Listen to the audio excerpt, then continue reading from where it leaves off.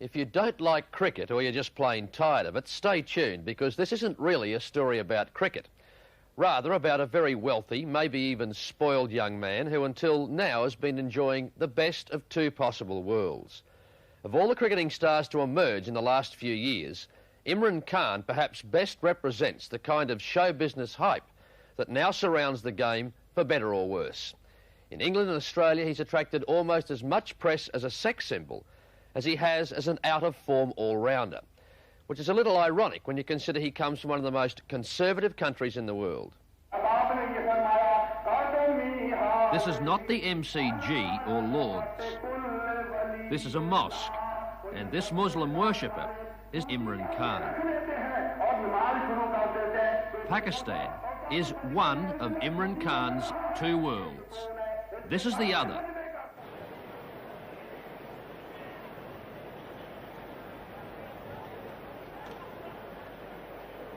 Just below Harvey and Sir Donald Brad. His volume. What a beautiful delivery that from Imran Khan.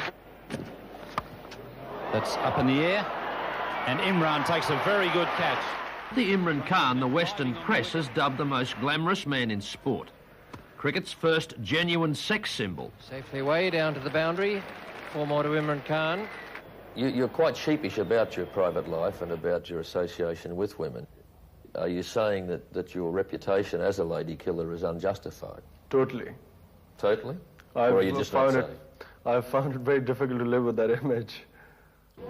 Our fees of the tour are not our expenses, which they pay daily expenses. Trendy bistros are a far cry from the religious laws that restrict his freedom back home in Islamic Pakistan. I suppose you'd say that, you know, one goes out at nights and has womanizes and drinks and all that. And when one comes back, one lives a pure Muslim. Well, actually, it doesn't happen like that. Muslim men seldom romp on beaches. Muslim women never do. It is actually a dilemma. It's becoming more of a dilemma each day. The thing is, I want to live in Pakistan. To find a girl in the West who's going to, I mean, I might be lucky one day. I mean, maybe I do fall in love with someone who wants to live here. I mean, since it hasn't happened and chances are quite slim, that's why I assume I'm going to have an arranged marriage, because there's no other way to get married in Pakistan. That other world of Imran Khan, his hometown of Lahore, where the 31-year-old professional cricketer comes between seasons. This crackling radio broadcast from Melbourne is the closest he got to the recent World Cup tie between Australia and the West Indies. Lawson inside out, swings at this and he fouls it away. Behind point, this will be 4. 4 runs. What a shot.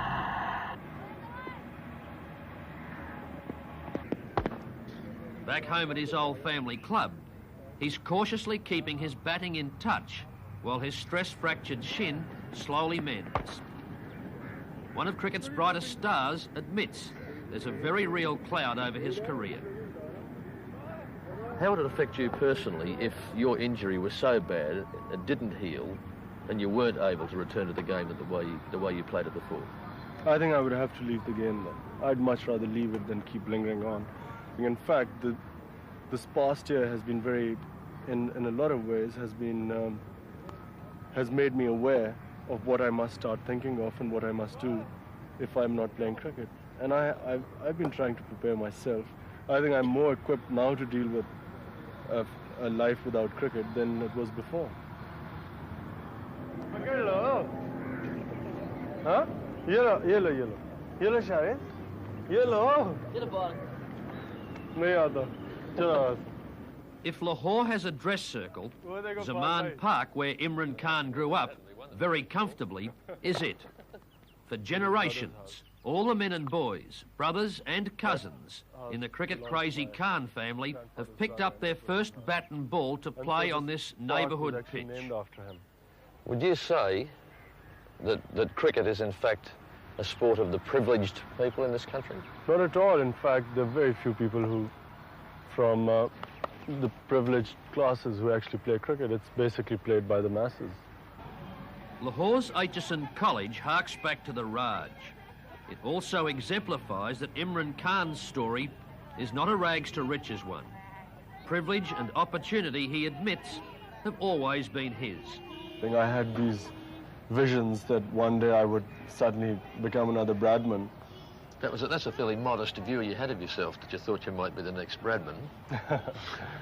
Well, I'll tell you something. When one grows up in very protected environments like Aitchison and Zaman Park, which is where I was for the first 17 years of my life, and I just, had a very sheltered view, and I thought, since I was better than boys of my own age, it was only natural that once I grew up, I'd be better than everyone else. How close to being the Bradman of Pakistan do you reckon you became? Or you're likely to become? Oh, I've given up all hope now. In fact, even now, I think of myself mainly as a bowler who can bat. So you'd regard yourself at least as being a better bowler than Bradman was? Well, certainly a better all-rounder. From the playing fields of Pakistan's Eton to Oxford, where he graduated in politics and economics, as well as cricket. In a way, it's hard to imagine that a man like you, educated as well as you are, and going to Oxford successfully, could find cricket satisfying. Surely there must be frustrations in it for you. Yeah, actually, a lot of people ask me this, and some of my friends here, they keep, implying that I must be quite stupid, or certainly quite brainless, to, pursue a little red ball all day long. Azim. Imran Khan. Trouble here, and he's put it down. He may have been worried. I certainly find that cricket actually involves more of your brain than most other sports I've played or seen. And the crowd loves it. There must be people who say to you that ultimately cricket is just a game. It's a pretty childish way for a grown man to earn a living. But they say to you, why don't you go out and get yourself a proper job? My father says that all the time. Yeah, actually, a lot of people have said that. In fact, my close friends at times say this. And I think it's very difficult to make someone understand who really hasn't played the game.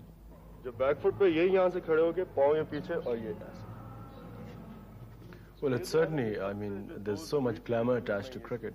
It's just like a man from a poor family or poor background or deprived background wanting to be, dreaming of being a film star. It's the same sort of thing. Cricket means glamour and it means finance, also, although they are misled somewhat in that respect. But it certainly means, being in the public eye, and that's one way of becoming a national figure.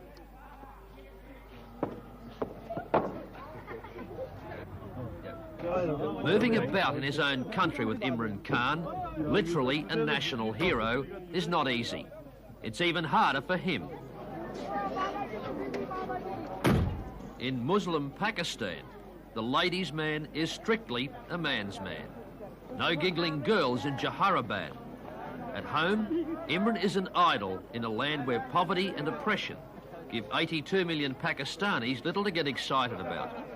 In Western terms, he's a pop star, a movie star, and politician rolled into one. How have you handled the fact that you have become the symbol of that glamorous aspect of the sport?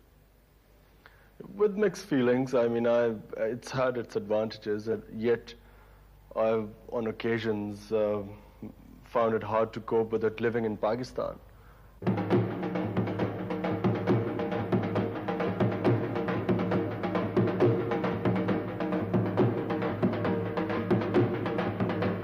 Imran Khan is a Pathan, ruggedly independent tribesman originally from the frontier province near the Khyber Pass.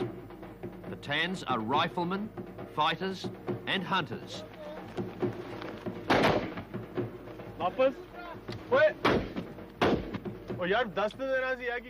Pathans have been known to be the only race in the subcontinent that has never been conquered. The British never conquered them.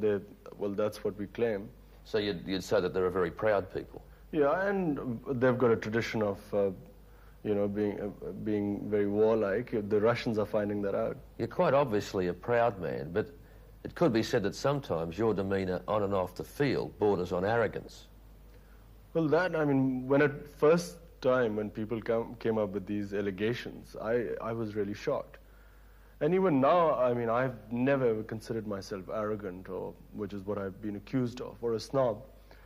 I think it's partly been the reason that I've been very shy. I mean, when I first started playing cricket in front of crowds, I was really embarrassed all the time if I was feeling on the boundary line. You know, if someone said anything to me, I'd just be sort of blushing away, and I just couldn't cope with playing in front of so many people. Imran Khan is not shy about his privileged life in Lahore. Most Pakistanis do not dine like this, or most Australians for that matter. To suggest that Imran is caught between two worlds, between two absurdly different cultures, is not only obvious, but uncharitable observers might say there's a touch of hypocrisy about his double life. You don't change your moral standards when you come home? No, not at all. That, I mean, the culture here has existed much before, you know, when the people in England were living in caves or in the West. And, you know, and therefore, it's not that easy to impose Western values here. People often talk about a man like you being torn between two cultures, between two value systems. Do you feel that way at all? The one thing that I have decided is that I want to live in Pakistan. And therefore, I did say that chances are I'm going to have an arranged marriage. Because even if I fall in love with a girl abroad, chances are she's not going to come back and live with me here. Or even if she does, it'll be a very short-term thing. Because it is actually expecting too much for a girl from the West to live in a culture like this. What can Imran Khan do other than bowl fast and hit a cricket ball pretty hard? You really make me sound as some sort of an idiot. All I know is that something which I do must have some sort of challenge in life. Because otherwise, I mean, if there's nothing worse when I think of myself, say 4 years later, sitting behind a desk and just, you know, working 9 to 5, picking up a packet of pay at the end of the month. I mean, I'd die, I think. Hello, I'm Tara Brown. Thanks for watching. To keep up with the latest from 60 Minutes Australia, make sure you subscribe to our channel. You can also download the 9Now app for full episodes and other exclusive 60 Minutes content.